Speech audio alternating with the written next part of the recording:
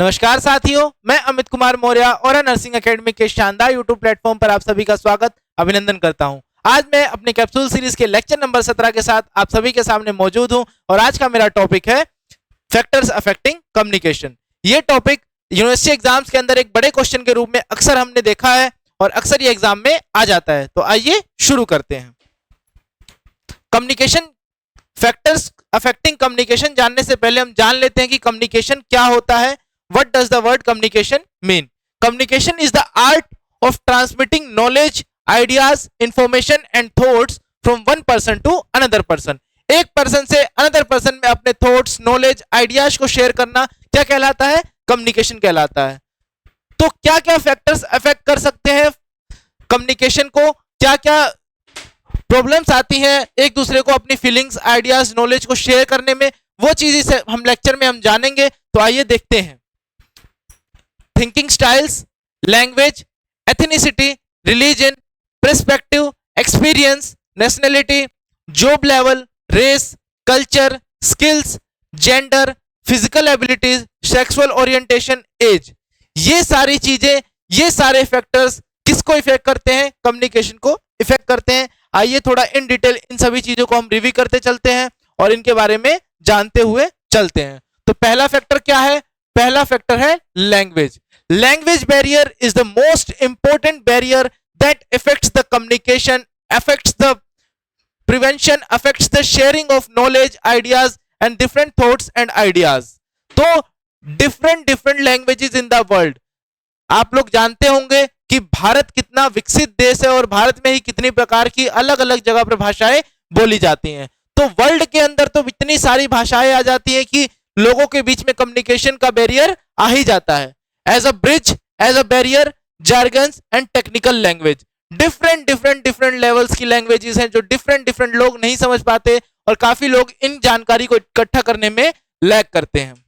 उसके बाद communication channel क्या होता है? कम्युनिकेशन चैनल क्या होता है? Communication channel is a medium through which the message is transmitted to the audience. ऐसा एक मीडियम होता है जिससे जो स्पेसिफिक मैसेज है जो ऑडियंस को हमें भेजना है वो हम भेजते हैं।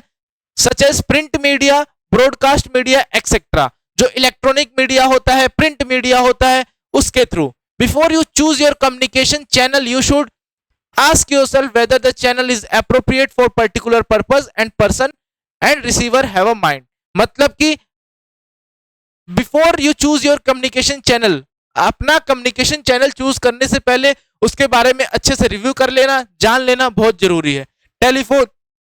Telephone, radio, electronic mail, television etcetera, ये सब चीजें कम्युनिकेशन चैनल के अंदर आती हैं।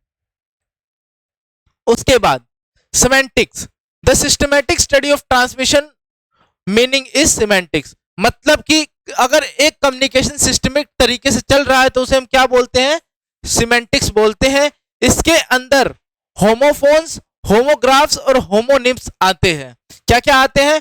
होमोफोन्स, होमोग्राफ्स और होमोनिम्स आते हैं।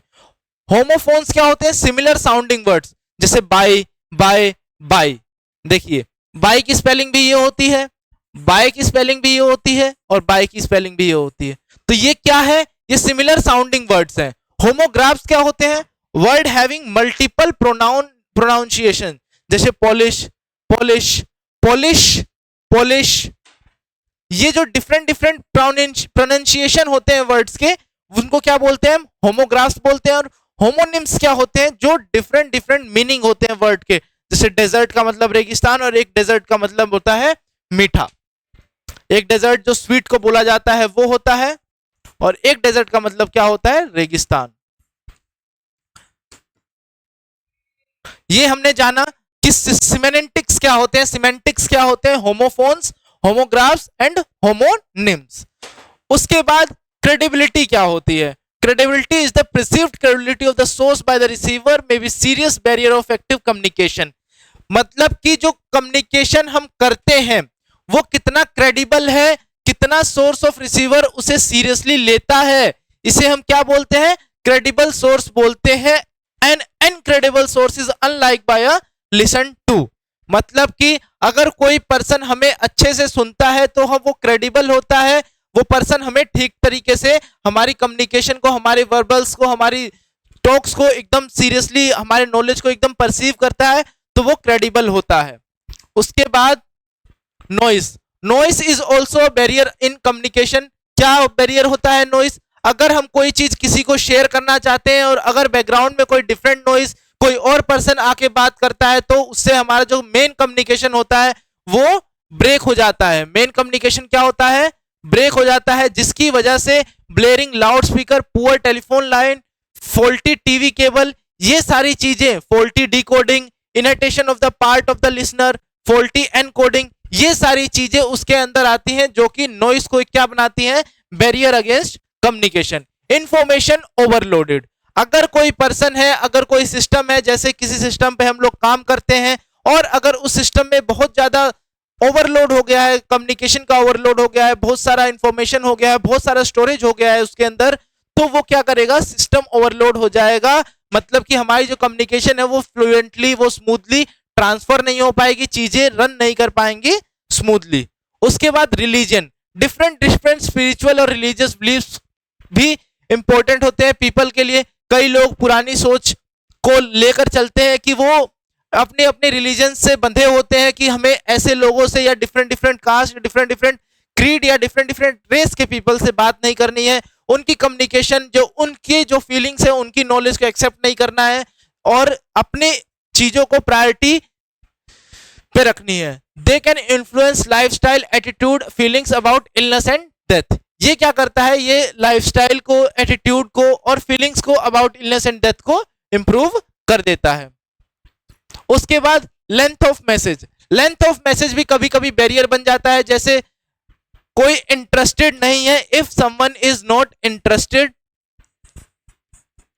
If someone is not interested to read your message, read your message, और आपने एक अच्छा खासा पैराग्राफ उसे लिखकर भेजा हुआ है, तो वो जो लेंथ ऑफ मैसेज है वो भी क्या होगा? अफेक्ट करेगा कम्युनिकेशन प्रोसेस को। You need to be sure that serves as a purposeful and appropriate for the receiver.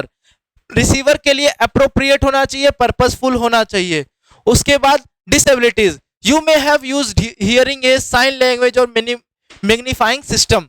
अगर किसी पर्सन को कोई डिसेबिलिटी है, अगर वो पर्सन नहीं सुन सकता है, उसकी साउंड सुनने की प्रॉब्लम है, तो एक कम्युनिकेशन आ जाता है, बैरियर आ जाता है कम्युनिकेशन के अंदर। उसके बाद नोन एंड अननोन रिसीवर, अगर कोई पर्सन है, अगर हमें उसको अपनी नॉलेज प्रोवाइड करनी है, अपनी फीलिंग्स उससे शेयर करनी है, और अगर वो पर्सन हमसे नोन है तो हम उससे कम्युनिकेशन इजीली कर सकते हैं, और अगर वो पर्सन हमसे अननोन है तो हमें प्रॉब्लम होती है उससे कम्युनिकेशन को या फिर अपनी बातचीत को, उससे अपनी फीलिंग्स को स्टार्ट करने में या एक्सप्रेस करने। तो ये भी एक बैरियर ऑफ कम्युनिकेशन बन सकता है अगर हम पर्सन को जानते हैं या नहीं जानते हैं। जॉब लेवल, जॉब लेवल में क्या आता है? जॉब लेवल में ऐसे लेवल्स आते हैं जैसे एक किसी भी वर्क प्लेस में जो ओनर होता है, जो बॉस होता है, और जो सबसे नीचे लेवल का जो वॉचमैन या कर्मचारी है, उन दोनों के बीच में जो कम्युनिकेशन का बैरियर होता है वो डायरेक्ट उससे जाके कभी बातचीत नहीं कर सकता या अपनी फीलिंग्स को, अपनी नॉलेज को, अपने आइडियाज को उसको शेयर नहीं कर सकता। वो जो बैरियर होता है वो किसके अंदर आता है? जॉब के अंदर आता है। जो हायर अथॉरिटी होती है वो लोअर अथॉरिटी से बात नहीं करने जाती, और जो लोअर अथॉरिटी है वो डायरेक्टली हायर अथॉरिटी को अप्रोच नहीं कर सकती है। उसके बाद day dreaming, effective communication require high level of attention, people may not attentive to message and good communicator tries to keep active your audience। Good communicator क्या करता है? अपनी ऑडियंस को एक्टिव रखता है, और जो इफेक्टिव कम्युनिकेशन है वो क्या चाहिए? उसको हाई लेवल ऑफ अटेंशन चाहिए। अगर कोई भी कम्युनिकेशन आपको इफेक्टिव बनानी है, अगर कोई कम्युनिकेशन आप अच्छे से करना चाहते हैं, अपनी नॉलेज को, अपने वर्ड्स को, अपनी चीजों को आप अच्छे से एक्सप्रेस करना चाहते हैं, तो आपको क्या चाहिए? एक गुड लेवल ऑफ अटेंशन चाहिए, एक गुड लेवल ऑफ अटेंशन आपको चाहिए होगी।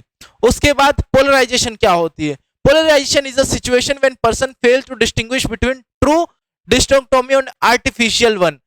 जब पर्सन एक ट्रू और आर्टिफिशियल बातों के बीच में जब डिफरेंस नहीं कर पाता है, तो वो क्या कंडीशन कहलाती है? पोलराइजेशन कहलाती है। अगर ये भी एक बैरियर हो सकता है कम्युनिकेशन के अंदर, अगर कोई पर्सन हमें ऐसी ही कोई बढ़ा चढ़ाकर बात बताता है और सेकंड पर्सन जो होता है, जो उसे सुनने वाला है, वो उसे एकदम रियलिटी मानकर उसके फोर्स में आकर कोई काम करने लग जाए, तो वो क्या कहलाएगा? पोलराइजेशन कहलाएगा। ये भी एक बैरियर ऑफ कम्युनिकेशन है जो कि कम्युनिकेशन के अंदर आता है, जिससे हम कम्युनिकेट नहीं कर पाते इजिली और चीजों को, अपने आइडियाज को, फीलिंग्स को शेयर नहीं कर पाते। उसके बाद डिफरेंसिंग फ्रेम्स ऑफ रेफरेंसेस, अलग अलग फ्रेम ऑफ रेफरेंस होते हैं। जैसे सोर्स ने मैसेज भेजा है रिसीवर के लिए, बट एक बीच में रेफरेंस आ गया है किसका, परसीवर का। अदर कोई पर्सन आ गया है जो कि थर्ड पर्सन है, उसने वो मैसेज रिसीव कर लिया है, तो वो हो सकता है एक डिफरेंट फ्रेम्स ऑफ रेफरेंस वाला। Source and receiver face difficulty in communication, they may not be available to understand each other. उसके बाद touch can convey caring, understanding, encouragement, warmth, reassurance and affection. Touch क्या होता है? Touch एक ऐसी feeling होती है जिससे हम केयर, अफेक्शन, ये सारी चीज शो कर सकते हैं। उससे भी एक कम्युनिकेशन को हम इंप्रूव कर सकते हैं, अपनी कम्युनिकेशन को इंप्रूव कर सकते हैं। पर्सनैलिटी, जैसे जैसे हमारी पर्सनैलिटी डेवलप होगी, हमारी स्पीच, हमारी स्किल्स, ये सारी चीजें इंप्रूव होगी, ये सारे असेट्स इंप्रूव होंगे, तो sometimes this method of communication need to in consideration receiver's personality traits, age and preferred style. हमारा बोलने का तरीका, हमारा चलने का तरीका, हमारा फेशियल एक्सप्रेशन, ये सारी चीजें फिर हमें कैसा करने लगेंगी, हमें अपनी कम्युनिकेशन की बैरियर में इंप्रूव करने लग जाएंगे। उसके बाद आई कांटेक्ट, जब भी हम आई कांटेक्ट करते हैं लोगों से तो हमारा कम्युनिकेशन काफी इफेक्टिव होता है। अगर हम एक दूसरे से देखकर बात करेंगे तो हमारी चीजों में ध्यान रहेगा। जो सेकंड रिसीवर पर्सन है वो हमारे से आई कांटेक्ट करके अगर रहता है तो उससे हमारा जो नॉलेज है, हमें ऐसा लगता है वो नॉलेज, हमारा जो आइडिया वो अच्छे से परसीव कर पा रहा है। उसके बाद टोन ऑफ द वॉइस, अगर हमारी वॉइस की टोन अच्छी रहेगी, मीडियम रहेगी, जो सामने पर्सन है, जो उसे सुनने वाला है, वो उसे डिस्टर्ब नहीं होगा, अच्छे से सुनेगा, तो क्या एक pleasant, sincere, sorrowful, sarcastic, joyful sound आएगी, तो पर्सन आराम से उसको परसीव करेगा, वो हमारी बातों को अच्छे से सुनेगा। अगर यही चीज हम अगर उसको डिस्टर्ब करके एंगर में बताएंगे, अपनी टोन को चेंज करेंगे, टोन को हाई करेंगे, तो एक बैरियर इन कम्युनिकेशन जनरेट हो जाएगा। उसके बाद जेंडर, सोसाइटी, सेक्सुअल डिफरेंसेस, ये चीजें अभी तक चली आ रही हैं, जिसकी वजह से जो बैरियर है कम्युनिकेशन के अंदर कभी कुछ कुछ एरियाज में अभी भी देखा जाता है। उसके बाद फिजिकल अपीयरेंस, फिजिकल अपीयरेंस भी एक ऐसा पॉइंट माना गया है जिसकी वजह से जो कम्युनिकेशन के अंदर है वो बैरियर जनरेट होता है। जैसे कोई एक पुअर व्यक्ति है जिसने अच्छे कपड़े नहीं पहने और कोई एक बिजनेसमैन आदमी है जिसने अच्छे सूट बूट पहना हुआ है, तो उन दोनों के बीच में जो कम्युनिकेशन बैरियर है वो फिजिकल अपीयरेंस की वजह से आता है, क्योंकि उन दोनों के बीच में जो डिफरेंस है, उन दोनों के बीच में जो डिफरेंस है वो किसका है, कैसा है, फिजिकली अपीयरेंस से डिफरेंस है। उसके बाद कल्चर, डिफरेंट डिफरेंट के लोग डिफरेंट डिफरेंट कल्चर से बिलोंग करते हैं और डिफरेंट डिफरेंट कल्चर के लोग आपस में कांटेक्ट नहीं कर पाते due to their language barrier, due to their cultural barrier और ड्यू टू देयर साइकोलॉजिकल और फिजिकल बैरियर की वजह से। तो ये सारे पॉइंट्स भी कम्युनिकेशन के बैरियर के अंदर आ जाएंगे। Personal space, humans have 4 comfort zone. Human के पास कौन कौन से कंफर्ट जोन होते हैं? 4 कंफर्ट जोन होते हैं, जैसे कि फैमिली या फ्रेंड्स, पर्सनल, सोशल या पब्लिक। फैमिली या फ्रेंड्स में वो किस तरीके से रहता है, पर्सनल एरियाज में वो किस तरीके से रहता है, सोशल एरियाज में वो किस तरीके से रहता है और पब्लिक एरियाज में वो किस तरीके से रहता है। ये भी डिपेंड करता है कि वो कैसे कम्युनिकेट करेगा लोगों से और कैसे साथ में चलेगा।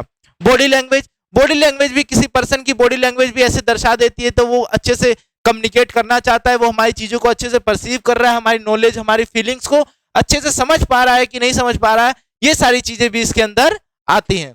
उसके बाद स्पीकिंग, अगर हम सब्जेक्ट का मैटर ही कम स्पीक करेंगे, प्रॉपर लिसनिंग स्किल्स नहीं दिखाएंगे, प्रॉपर वोकैबुलरी स्किल्स नहीं दिखाएंगे, हम बोलते समय एंग्जाइटी शो करेंगे, तो जो सामने वाला हमारा जो लिसनर है, जो हमें हमारी चीजों को रिसीव करने वाला है, वो अच्छे से हमारी चीजों को परसीव नहीं कर पाएगा, लैक ऑफ प्रॉपर ओरिएंटेशन हो जाएगा।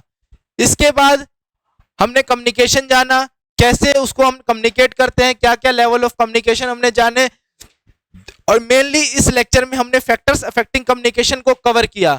तो यहां पर इसी स्लाइड के साथ ये लेक्चर कंप्लीट होता है।